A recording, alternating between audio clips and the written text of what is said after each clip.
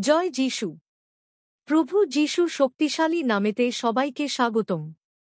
আজ আবার সদাপ্রভুর আশীর্বাদে ও তার অনুগ্রহে আমরা নতুন একটা ভিডিও আনতে পেরেছি। যারা এই ভিডিওটা দেখছেন তাদের প্রভু প্রচুর প্রচুর আশীর্বাদ করুক।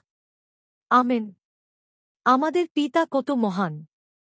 মহান ঈশ্বরের পথে কোনো খুঁত নেই, সদাপ্রভুর বাক্য খাঁটি বলে প্রমাণিত হয়েছে।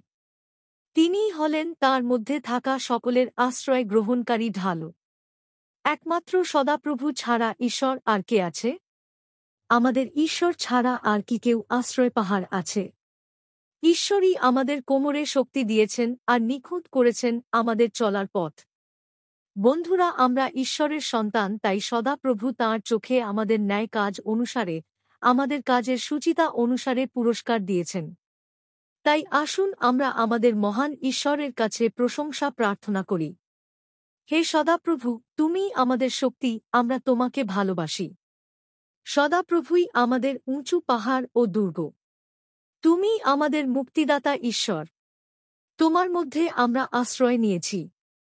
তোমার বিশ্বস্ততাই আমাদের ঢাল ও দেহ রক্ষাকারী বর্ম। প্রভু, তুমি আমার ও আমাদের পরিবারের উঁচু আশ্রয়স্থান।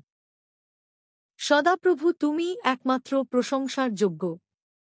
আমরা তোমাকে ডাকছি, তুমি আমাদের শয়তান দিয়াবলের হাত থেকে রক্ষা করো।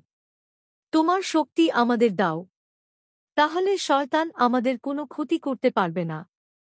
হে সদাপ্রভু, তোমার রক্ষাকারী ঢাল তুমি আমাদেরকে দিয়েছ, তোমার ডান হাত আমাদেরকে ধরে আছে।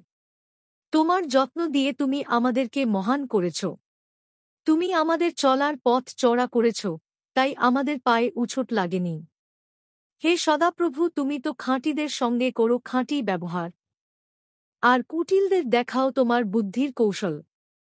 তুমি দুঃখীদের রক্ষা করে থাকো আর অহংকারীদের নিচে নামাও। তুমি আমার জীবনবাতি জ্বালিয়ে রাখো।